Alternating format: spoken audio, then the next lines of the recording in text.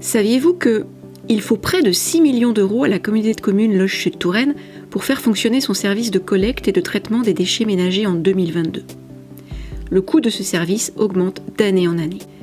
Pourquoi nos déchets nous coûtent-ils plus cher ? Première explication. Pour tous les déchets qu'elle enfouit, déchets ménagers collectés en porte-à-porte ou bennes tout venant en déchetterie, la communauté de communes paie une taxe à l'État, la taxe générale sur les activités polluantes ou TGAP. Cette taxe augmente chaque année jusqu'en 2025. Pour une tonne de déchets enfouis, la TGAP coûtait 30 € en 2021.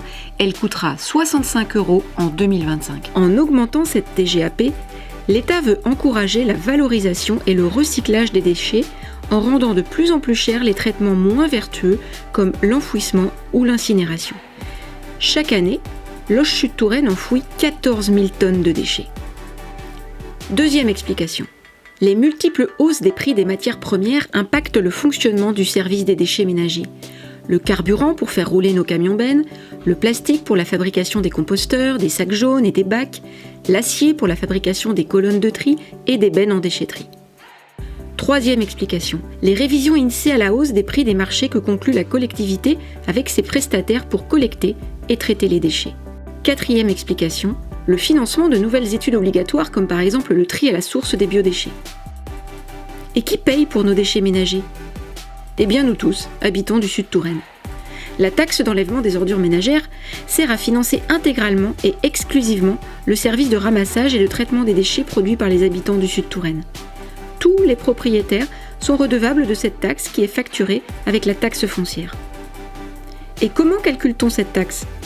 La TEOM est calculée sur la même base que la taxe foncière, à savoir la moitié de la valeur locative de votre logement. Cette valeur est ensuite multipliée par un taux voté par le conseil communautaire de Loches-Sud-Touraine. Ce taux est calculé pour répondre aux besoins de financement du service de collecte et de traitement des déchets.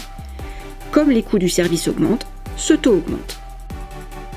Ok, alors on fait quoi maintenant pour limiter l'augmentation du coût de nos déchets ménagers ?